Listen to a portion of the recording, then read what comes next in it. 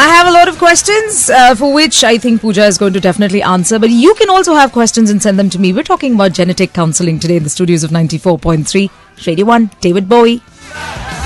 This is Good Morning Mumbai and you're with Annie. 94.3 Radio 1. Good morning, Pooja. Good morning, Annie. It's so good to have you here. Good to be back, dude. Oh my God, Genetic Counseling. You're the director now at Mapmygenome, which I believe is the very first online a system or an organization that has come together when it comes to anything to do with genetics. Yeah, Mapmygenome is definitely one of India's leading and pioneering genomics company. We definitely exist online in a very big way that helps people from across the country and across the globe come and reach us.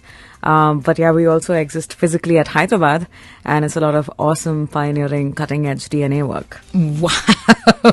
It sounds like rocket science to me, but I know you can break it all down for me. So tell me, let's begin with... Sure. You also mentioned now, just before we started, that it's World Thalassemia Day. Mm-hmm. So just like thalassemia, many other genetic disorders in children or the future generation that the parents can obviously kind of point out with the help of genetic counseling. Can you kind of elaborate? Sure. Genetic conditions are fairly common. I think a lot of times most of us are under the false impression that people don't have genetic conditions. It's more likely because they aren't really diagnosed with it. So what genetic testing and genetic counseling does is that it just raises awareness in terms of what might be the signs to look out for. And then once, people are aware and doctors are aware of what signs might be important as part of a genetic condition, then they might actually go and order, either a genetic testing service or genetic counseling appointment so that their patients, whether they're adults or children, could get diagnosed with the condition, and then a plan can be put into place for healthcare management that is appropriate for them.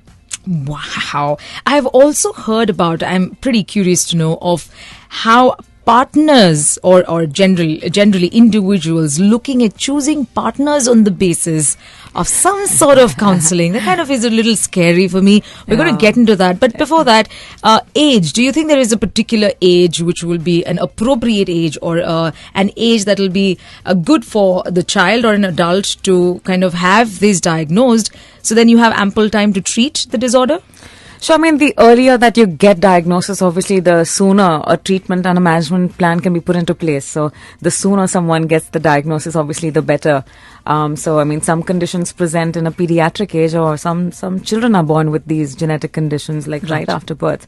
So, if they would get diagnosed sooner, obviously, we can actually even prevent some kids from dying from some major genetic conditions.